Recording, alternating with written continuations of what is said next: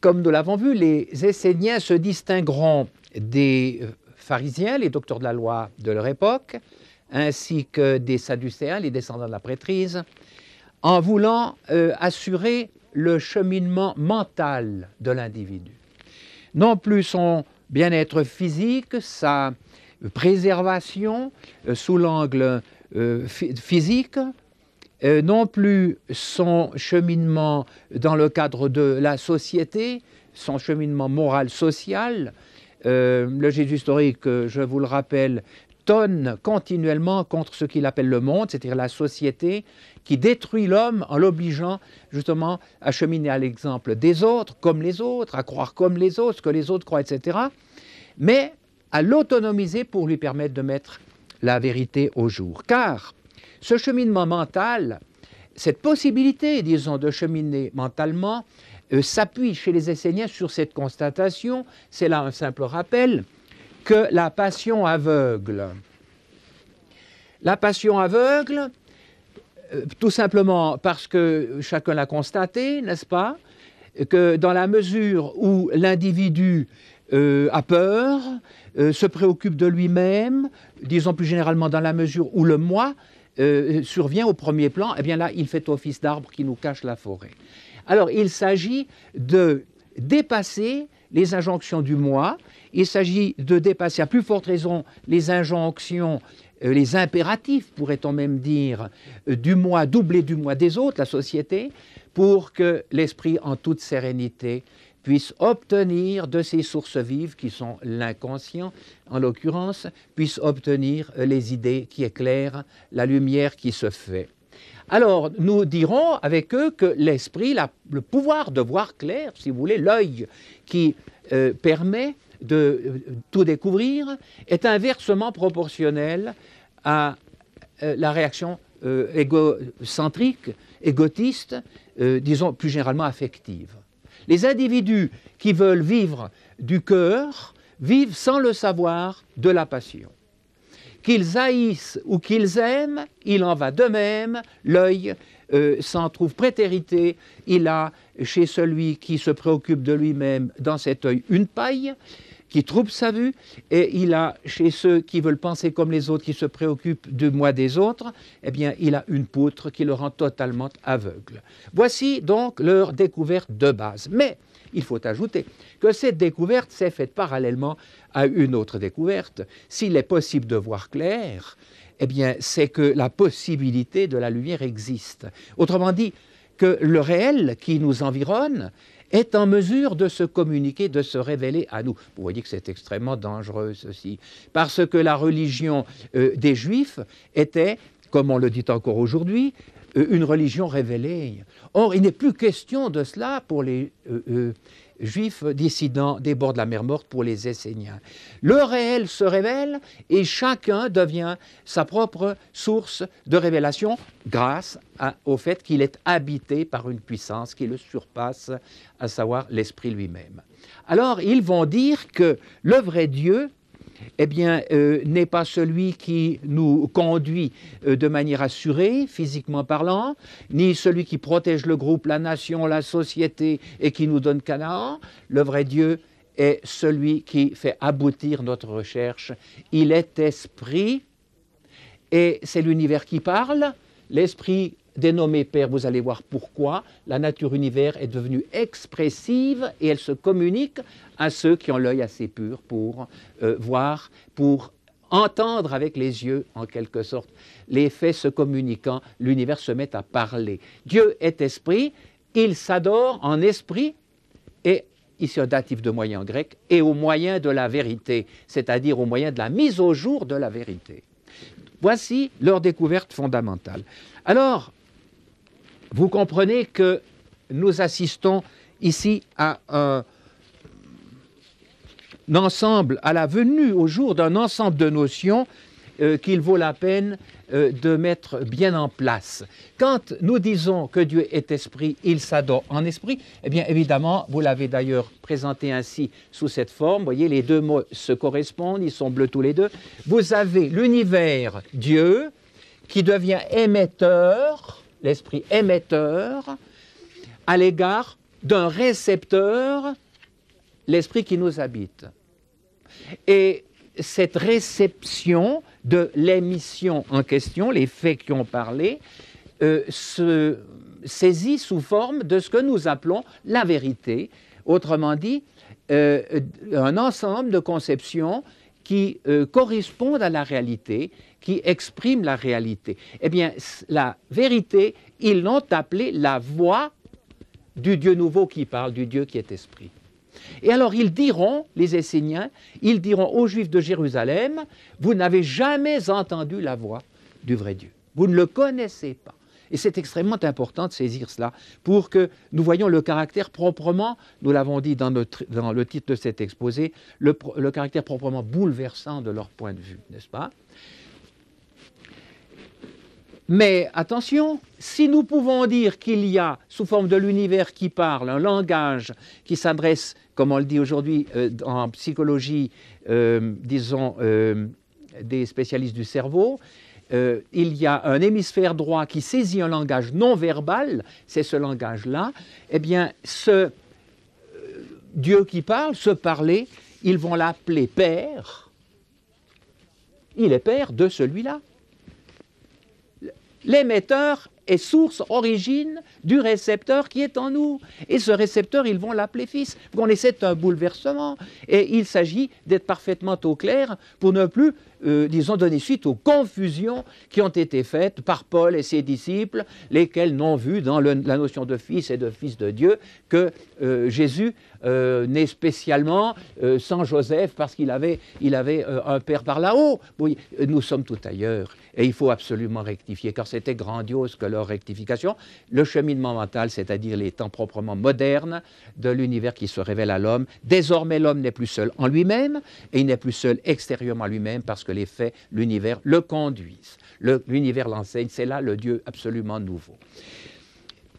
Ils ont, les Esséniens, découvert tout ceci de leur examen des choses, de leur recherche, mais attention, ils l'ont découvert en mettant de l'ordre dans les fameuses tables de la loi de Moïse.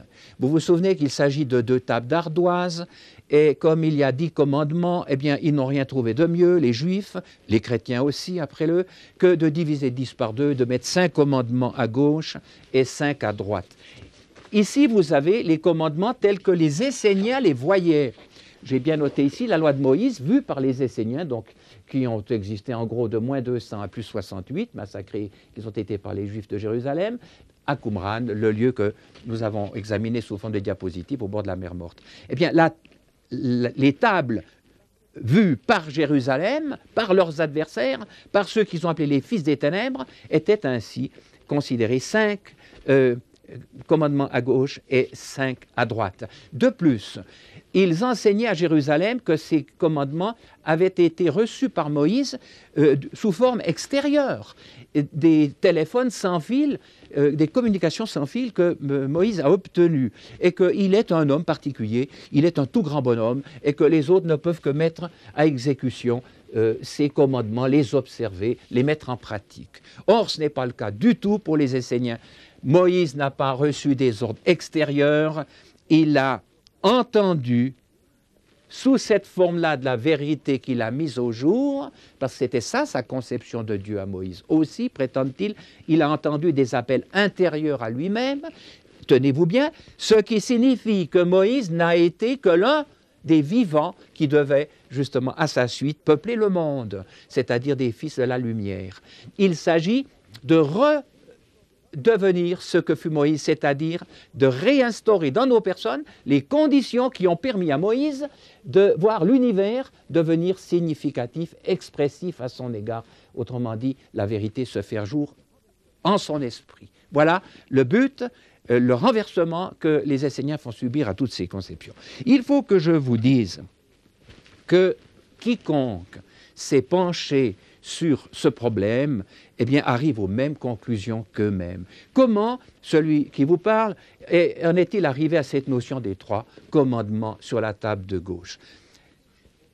Façon très simple, puisque au fond, ceux qui se sont réclamés des Esséniens, précisément Jean-Baptiste, le Jésus historique, demandaient un changement intégral de pensée.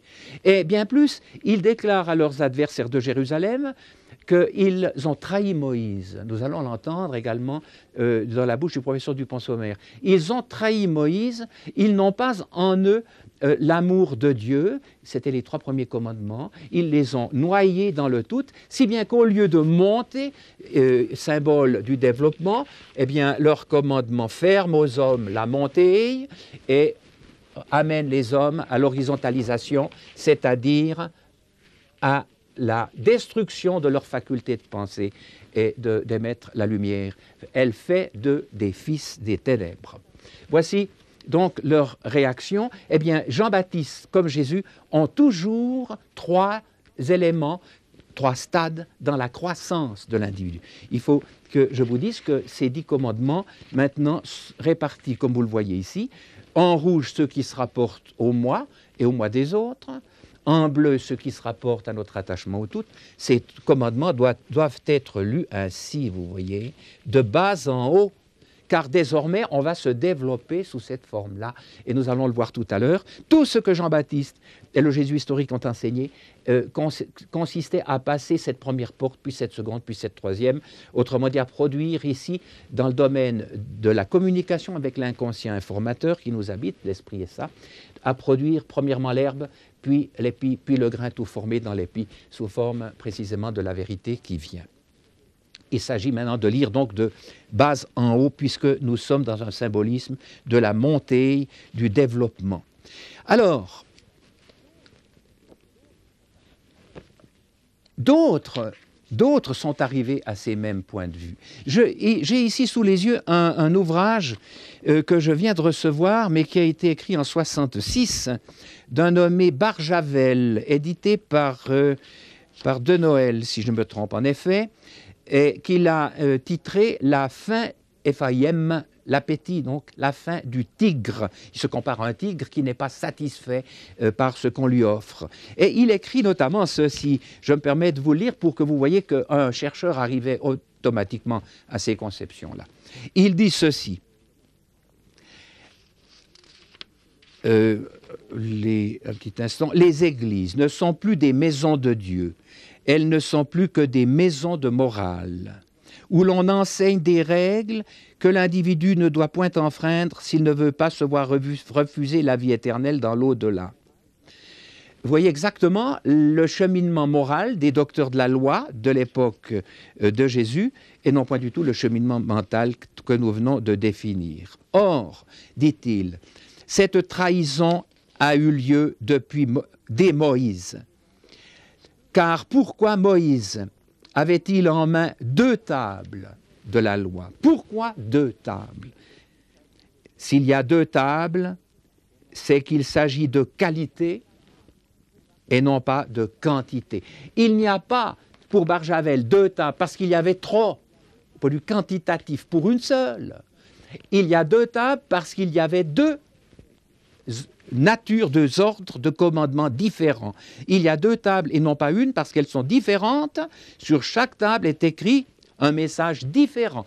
Nous l'avons dit, rattachement du moi à autrui, le monde de la société, et ici, rattachement du moi au fondement même qu'il habite et à l'univers qui en est le Père. Rattachement au Fils intérieur, à l'esprit, et à l'esprit, à l'univers qui parle à l'extérieur. Voici ces 2 commandements. Eh bien, Barjavel n'a pas su que c'est exactement ainsi que les Esséniens voyaient les choses, et j'en prends pour preuve ces 3 fêtes, il y en aurait sans doute davantage, mais enfin les 3 que je connais, que je puis porter à votre connaissance. Tout d'abord ici, j'ai déjà eu l'occasion de vous le montrer, dans l'église de Divise, au sud de la Bavière, peu avant d'entrer en Autriche. Vous avez ici 2 tables de la loi avec, sur la première, 3 commandements, comme représentés par notre soin, et 7 sur la seconde. On peut dire 3 commandements qui se perdent sur la première et 7 qui s'écrasent les uns les autres sur la seconde. Ce n'est donc pas un hasard. Dans le Goetheanum de Dornach, à Bâle, eh bien, vous avez un vitrail avec également les 2 tables de la loi, avec 3 commandements sur la première et 7 sur la seconde. Dans l'église, également située sur territoire bâlois, d'Arlesheim, vous avez au-dessus de la chaire également un ange qui tient 2 tables. Sur la première, vous avez en chiffre romain 3 commandements et sur la seconde, vous en avez 7. Vous êtes donc en présence ici d'une tradition qui remonte très loin et qui confirme ce que nous venons de voir. Un bouleversement total dans le domaine des tables de la loi, c'est-à-dire de la morale fondamentale. Et ceci est important pour nous. Si vous voulez arriver à mettre la vérité au jour, eh bien, il vous faut revoir ces 10 commandements, il vous faut les orienter, les répartir comme vous le voyez là, car le domaine de l'œil est du domaine mental, c'est-à-dire du non-passionnement, alors que la passion est représentée par la table de droite. Il faut que l'œil soit absolument à l'abri des débordements de cette table-là, pour que vous soyez en mesure de voir clair. On peut donc dire, vous voyez, que les Esséniens ont réétudié la loi de Moïse en fonction de leur découverte, de la possibilité pour chacun d'eux de s'autonomiser, de mettre la vérité au jour. Je reprends ici notre Dupont sommaire pour les quelques déclarations qui s'y trouvent et que plutôt j'aimerais porter à votre connaissance. Les adeptes de la secte de Qumran donnaient à cette secte, le terme n'est pas du tout négatif, sécari, sécateur, ça veut dire coupé de, ceux qui s'étaient coupés du judaïsme, tout simplement, donnent à cette secte le nom d'alliance, de nouvelle alliance. À leurs propres yeux, ils représentaient à l'exclusion des autres juifs la seule alliance que Dieu agréa. L'alliance éternelle et définitive, car l'ancienne alliance, celle donc contractée par le peuple juif, avait été rompue peu après Moïse à cause de l'infidélité d'Israël sous forme justement de l'accaparement d'un Dieu pour ses propres intérêts nationalistes et individuels. Il continue. Ici, l'historien Philon est cité. Philon écrit que leur engagement aux Esséniens n'est pas dû à la race. C'est extrêmement important. Ce ne sont plus des Juifs qui ne s'occupent que des Juifs, mais leur engagement mutuel est causé par un ardent amour des hommes. Ils cherchent à mettre les hommes au bénéfice de cette royauté, de la possibilité de voir clair et d'obéir désormais à l'univers lui-même, au seul vrai Dieu. Voilà pourquoi ils se disent aimants des hommes. Ils cherchent à se séparer du reste des Juifs, car ceux-ci sont, citation, la congrégation des hommes pervers. Ils se sont pervertis et ils ont détruit Dieu. Et dans cette communauté, chose aussi importante à relever, eh bien, il y avait 3 années de noviciat. Une première année, proprement dit, de postulat, et 2 années de noviciat. Qu'est-ce que vous voyez? Vous retrouvez les 3 degrés qui sont là, n'est-ce pas? Une première année où on rompt avec le monde, la société. Enfin, on reprend la recherche, on redevient un chercheur. Une deuxième année où on arrive à la notion d'esprit, plus de représentation. Il ne s'agit plus donc d'un monde emprunté au monde visuel, physique. Et enfin, désormais, l'autorité seule, essentielle, qui se révèle en nous. Et une fois passées ces 3 années de noviciat, eh bien, ils sont entrés dans ce qu'ils appellent le conseil de Dieu. C'est le vrai Dieu qui les conseille et il forme son conseil pour réaliser sa volonté sur la terre. C'est de toute beauté. Encore ceci, les Esséniens s'engagent par serment solennel en présence de tous les volontaires de se convertir à la loi de Moïse. Donc vous voyez, la loi de Moïse, au fond, n'a été la vraie loi de Moïse qu'à partir d'eux. Et ceux qui veulent entrer chez eux, eh bien, doivent faire ce pas nouveau, se laver de tout ce qui avait été dit de faux, naître d'eau, puis se convertir à la nouvelle conception, justement, qui témoigne ici des deux moteurs de l'homme. Ils vont faire de ces 2 tables, 2 pas Pourquoi? Eh bien, tout simplement parce que vous avez ici, disons, le pied gauche qui nous mène vers le haut, et puis le droit, ici, qui tend à rester à l'horizontale. Et alors, il s'agit d'élever le droit avec le gauche pour que les deux ne fassent plus conflit entre eux. Vous le verrez tout à l'heure dans une citation d'Évangile de Thomas. Vous retrouvez tout cela. Vous ne pouvez pas courir deux chevaux, sous-entendu deux chevaux qui divergent. Vous ne pouvez pas tirer avec deux arcs, nous allons le voir. Alors, il s'agit maintenant donc de se convertir à la conception qui permettra à l'homme la relation avec le tout et son affranchissement à l'égard du moi et à l'égard du moi des autres. Donc, conversion à l'égard de la loi de Moïse. Il s'engageait en plus de ne rien cacher aux membres de la secte, de même que de ne rien révéler à d'autres, même si violence était faite envers eux jusqu'à causer la mort. Car il s'agit de doctrines secrètes, de révélations réservées aux initiés, l'initié étant celui qui a mis l'œil au-dessus de toutes les valeurs, qui a l'amour, on l'a vu tout à l'heure, de la lumière pour moteur essentiel et non plus l'amour de soi et des autres, comme dans la société profane, c'est-à-dire des fils des ténèbres. Quand, voilà le texte cité, ils seront séparés à l'intérieur de la communauté du Conseil des membres de la communauté générale, attention, et tout ce qui a été caché en Israël, mais qu'a trouvé l'homme avec H majuscule qui s'est mis à chercher, eh bien tout cela leur sera révélé. Mais cette révélation sera progressive, chacun selon son esprit, selon le moment déterminé du temps, et rien de tout cela ne transpirera au dehors de la communauté, c'est-à-dire chez ceux qui n'ont pas dégagé leur pensée, leur faculté de penser, c'est beau, de leurs intérêts. Dans l'évangile de Thomas, qui a été retrouvé, ces deux dates importantes, 1945 pour les documents de la mer morte, les premières grottes, ou la première grotte, 1947 pour l'évangile de Thomas, découvert en Haute-Égypte à Kénoboschion. Eh bien, l'évangile de Thomas a été découvert parce qu'il avait été littéralement détruit, ses adeptes persécutés, mis à mort, plus exactement, par le christianisme de Paul. Et il a été découvert de nouveau, comme les documents de la mer morte, enrobé dans du cuir et caché dans une jarre, laquelle était enfoncée dans un jardin. C'est une pelle mécanique qu'il a incidemment mise au jour.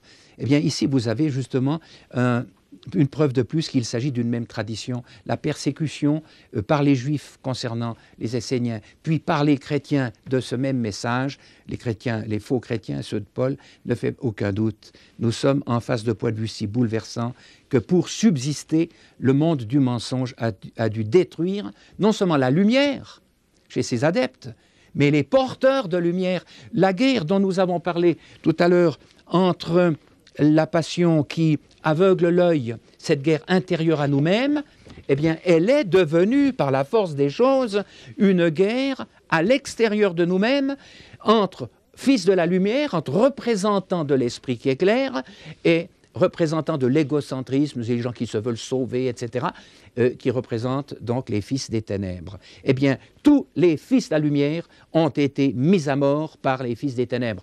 Et quand vous entendez les toutes premières déclarations de Jésus à la foule, eh bien, il termine, après avoir commencé par « Heureux ceux qui mendient en esprit, ceux qui cherchent, car la royauté des cieux est à eux », eh bien, il termine en disant « Heureux ceux qui sont persécutés pour la nouvelle morale, la justice, heureux ceux qui seront persécutés à cause de moi, desquels on dira toutes sortes de mal, etc. Car c'est ainsi qu'on a persécuté les prophètes qui ont été avant vous. Vous voyez, une lutte extrêmement importante qui, de l'intérieur, lorsque la victoire a été remportée, passe à l'extérieur en raison de l'opposition de ceux qui sont dans les ténèbres et qui veulent continuer à enténébrer le monde.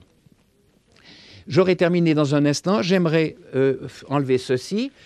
après avoir bien souligné que chez Moïse, il s'agissait d'appels intérieurs, donc à la portée de chacun, à réentendre par chacun, alors qu'à Jérusalem, il s'agissait de croire que Moïse avait vu clair et de mettre aveuglément en pratique ses commandements. Ici, vous aviez à Qumran le monde nouveau des voyants, tandis que vous aviez à Jérusalem le monde des croyants, comme d'ailleurs vous le retrouvez dans le christianisme. Alors, de ces deux commandements ainsi représentés, vous voyez que la suite va être toute simple. Vous allez avoir un certain sommaire de la loi, je vais le mettre ici, un certain résumé, si vous voulez, de la loi ainsi vue, et ce résumé aura deux commandements. L'un qui correspond à la table de gauche, notre attachement au tout, l'autre à la table de droite. Je les ai représentés en bleu intégral. Le premier commandement, qui correspond à la table de gauche. Vous voyez que c'est la pleine confirmation que Jean-Baptiste et le Jésus historique s'inscrivaient dans la lignée des Esséniens, dans la voie tracée par eux. Et ici, deuxième table de la loi, tu aimeras ton prochain comme toi-même. En fait, encore une fois, ce commandement-là est du ressort des païens, car que faites-vous d'extraordinaire si vous aimez ceux qui vous aiment, n'est-ce pas?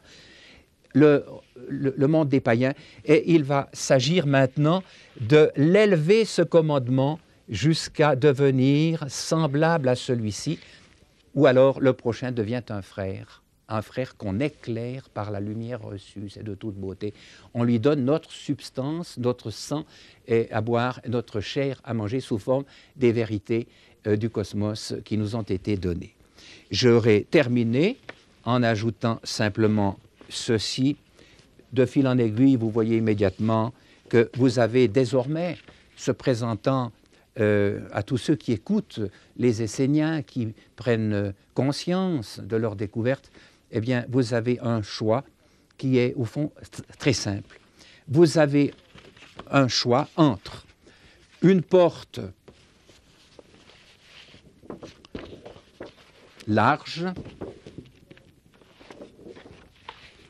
qui mène où, on l'a vu, qui mène à la nuit, à la croyance, à la destruction de nos facultés mentales, et cette porte a été déclarée porte large qui mène à la perdition, et il y en a beaucoup qui passent par là.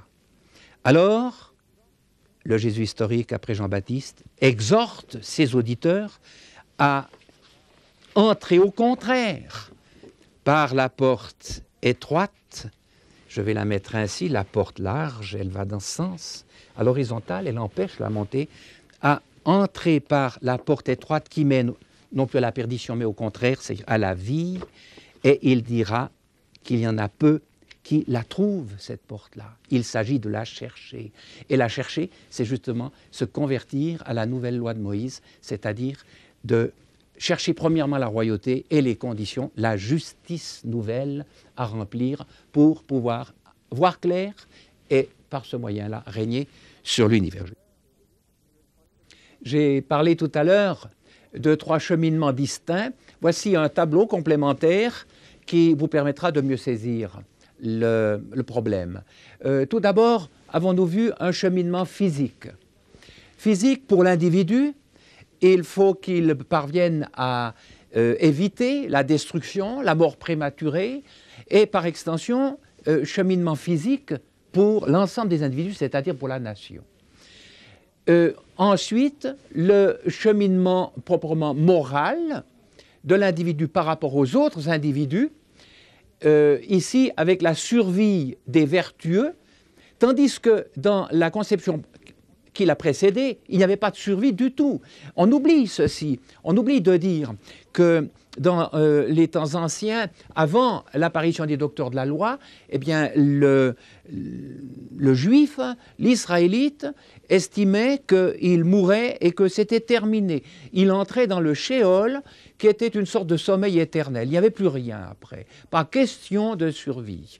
Tandis que les pharisiens vont créer cette notion, je l'ai dit, tout simplement parce que leur conception, disons, trouvaient à redire chez leur public estimant que la crapule aussi réussit ici-bas.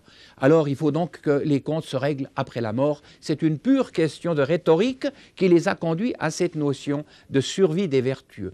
Puis troisième cheminement, les Esséniens que voici, qui alors eux décollent, vous voyez la flèche monte, eux enseignent une loi toute nouvelle qui a pour but de purifier l'individu à l'égard de la passion qui aveugle, c'est-à-dire d'amener l'individu à élever l'œil lampe du boisseau sous lequel il était inopérant sur le chandelier. Élévation, je le répète, du Fils, de l'Esprit qui l'habite, et non pas du tout d'un certain Jésus sur la croix, contrairement à ce que ceux-ci ont enseigné. Et alors, j'ai représenté ici un quatrième courant catastrophique qui n'est que le prolongement du courant des pharisiens. Je l'ai intitulé le néo-pharisaïsme, c'est-à-dire le christianisme de Paul, où il s'agit, pour assurer la survie des gens après la mort, d'obtenir à coup sûr le pardon, un pardon qui nous est présenté comme nous ayant été accordé à coup sûr par le fait qu'un juste est mort à notre place sur la croix. Il s'agit de croire cela,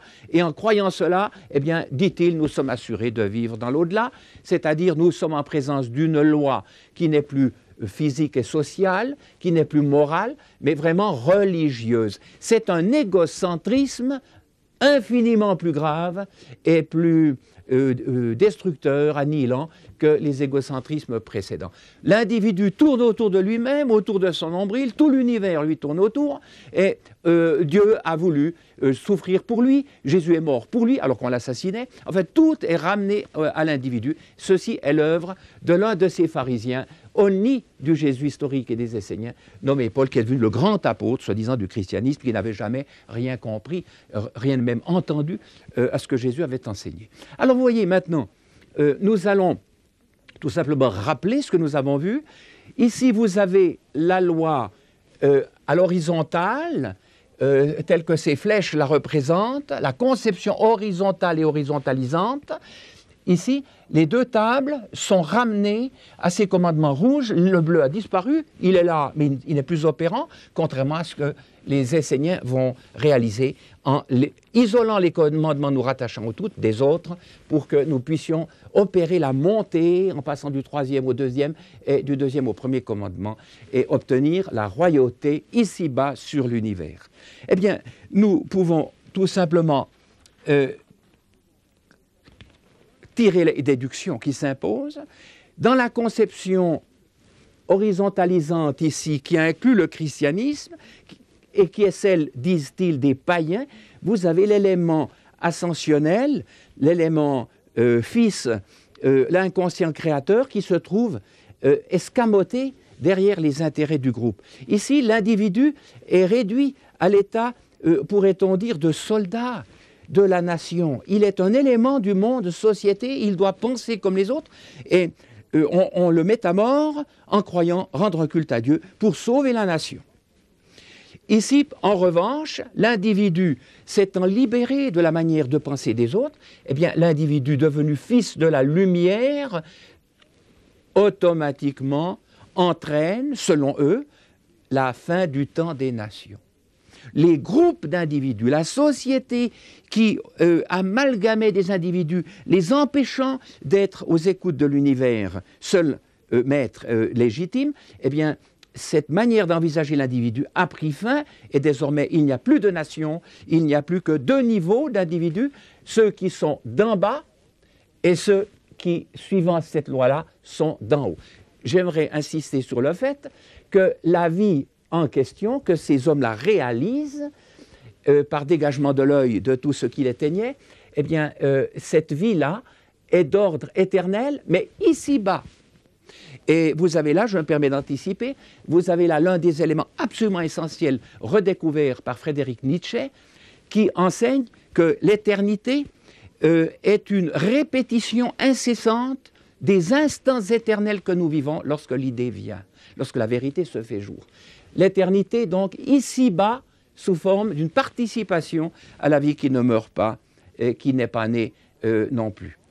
Je passe maintenant à un complément sous forme de la seconde partie de ce grand panneau.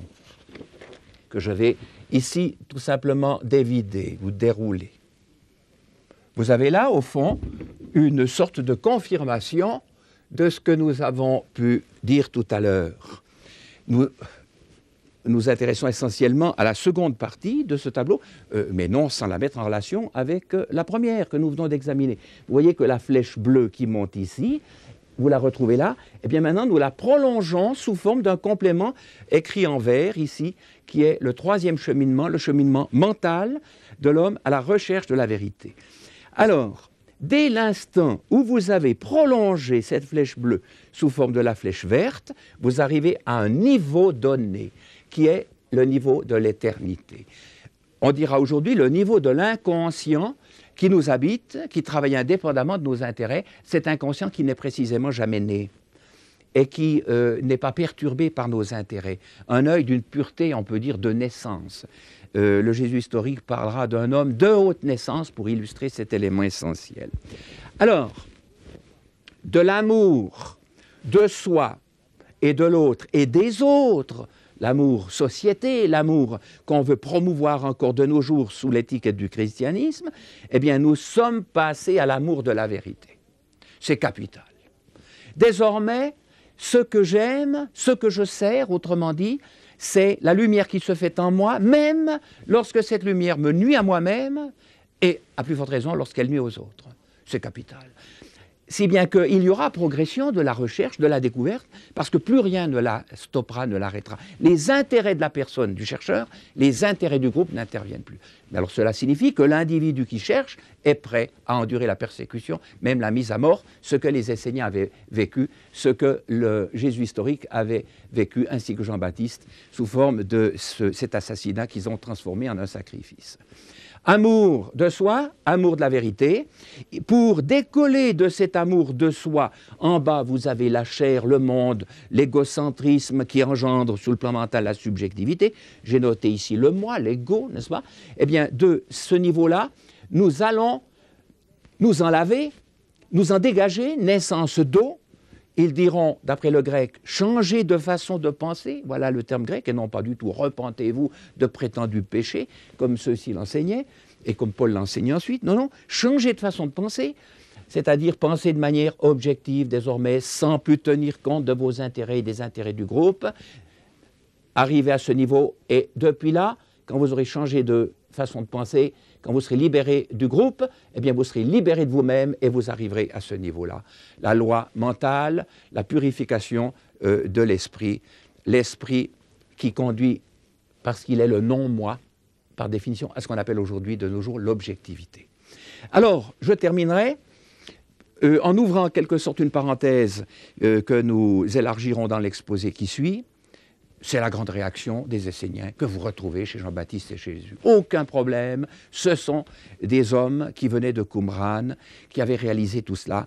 Alors, vous l'entendez, attaquer littéralement toute la loi juive, mais d'une manière constructive, celle-là, en disant, vous avez entendu qu'il a été dit aux anciens, tu ne tueras pas, c'est l'un des 10 commandements, comme on l'a vu tout à l'heure, mais moi je vous dis que celui qui se met en colère, voyez, mais moi je vous dis, eh bien, celui-là, du fait que la passion aveugle et la passion détruit, eh bien, mérite d'être puni par les juges, car il a tué la vie créatrice qu'il habitait, celui qui se met en colère. Vous avez entendu qu'il a été dit, tu ne commettras pas d'adultère, de nouveau l'un des 10 commandements, table de droite, mais moi je vous dis que celui qui regarde pour convoiter, eh bien, celui-là a déjà commis l'adultère sous forme de l'aveuglement qu'il a envahi en raison du niveau passionnel de ses considérations. Il s'est trouvé mis dehors de la vie, de la lumière de la vie, en raison des intérêts qu'il a servis. Alors, vous voyez, on le résumera en disant, vous avez entendu qu'il a été dit, toute cette morale des 10 commandements, mais moi je vous dis que si votre justice, votre morale, ne surpasse celle des docteurs de la loi, enseignés par ceux-là, enseignée par Paul, etc., si elle ne devient pleine, si elle ne se rapporte, autrement dit, à l'œil, une morale de la purification de l'œil, une morale de la loi mentale, eh bien, vous n'accéderez pas à cette royauté qui est l'essentiel dans vos personnes.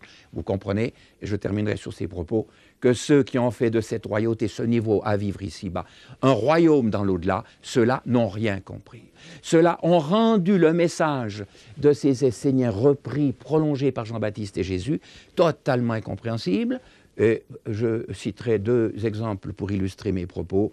Quand ces hommes-là vous disent que les prostituées vous devancent, ils disent ça au docteur de la loi, dans la royauté en question, eh bien c'est ici-bas, à ce niveau-là, et non point du tout dans l'au-delà. Raison pour laquelle les traducteurs, au lieu de dire comme le grec, les prostituées vous devancent dans la royauté, ils ont mis vous devanceront pour que ce soit à la suite du pardon de Dieu dans l'au-delà, vous comprenez? Et quand Jean-Baptiste et Jésus déclarent que la royauté que voici, ce niveau est forcé et que ce sont les violents qui s'en emparent, eh bien évidemment, ça n'a rien à voir avec le fameux royaume de Dieu ou des cieux, l'au-delà après la mort qui est forcé. Vous ne voyez pas trop comment, raison pour laquelle les spécialistes du christianisme qui n'ont rien compris à ces questions, et vous voyez maintenant pourquoi, ils ont servi cette perspective-là, ils n'ont pas du tout suivi les Esséniens, eh bien prétendent, et c'est absolument inadmissible, que nos textes ont été manipulés par des hommes qui n'avaient rien compris et qui ont pu écrire cette insanité. À leurs yeux, le royaume de Dieu, l'au-delà, est forcé. On ne force pas l'au-delà. J'ai dit à mon professeur, monsieur le professeur, il était question d'un niveau présent et non pas du tout de l'au-delà de la vie, c'est-à-dire de l'après-mort, ce qui évidemment change toute la perspective, puisque nous suivons dans notre perspective à nous les Esséniens dans leur point de vue nouveau, alors que les autres étaient prisonniers des points de vue horizontalisants, égocentriques d'une survie après la mort. Nous passerons à la 3e partie tout à l'heure de ce grand chapitre.